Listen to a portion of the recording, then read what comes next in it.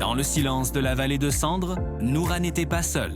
Elle aperçut une silhouette assise non loin d'elle. C'était une femme, ou ce qu'il en restait, recroquevillée, la tête entre les genoux. Noura s'approcha prudemment. « Qui êtes-vous » demanda-t-elle.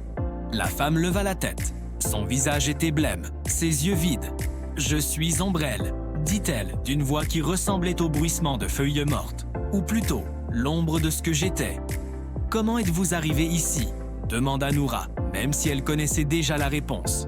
Ombrelle esquissa un sourire sans joie. « Par le même chemin que toi, j'imagine. Tu as vu la tour brillante, n'est-ce pas? La promesse de la gloire. Tu as couru, tu as grimpé, et tu es tombé. » Ces mots étaient un miroir douloureusement précis de l'histoire de Noura. « Depuis quand êtes-vous ici » demanda-t-elle, la peur au cœur.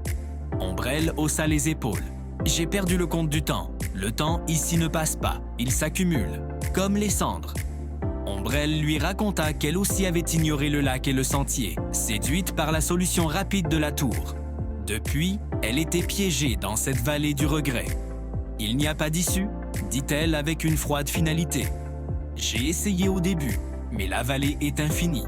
C'est notre destin. » Ombrelle était l'incarnation du désespoir, un avertissement de ce que Noura pourrait devenir. Ces paroles faillirent anéantir Noura. L'idée de rester éternellement dans cette vallée grise était plus terrifiante que la chute. Mais quelque chose en elle refusa de se soumettre.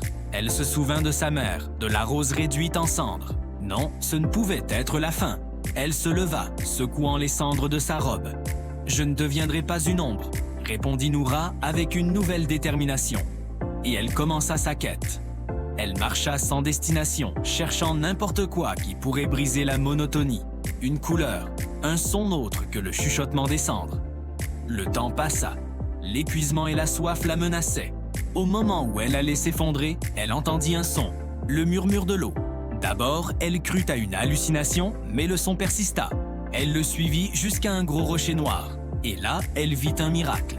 Au cœur de la roche, une fine fissure laissait échapper des gouttes d'eau pure. De l'eau au cœur de la terre de feu et de cendres.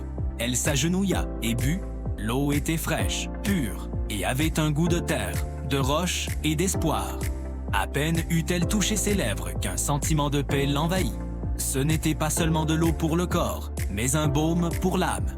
Elle comprit alors que le salut ne vient pas de l'ascension de sommets vertigineux, mais peut jaillir du point le plus profond du désespoir.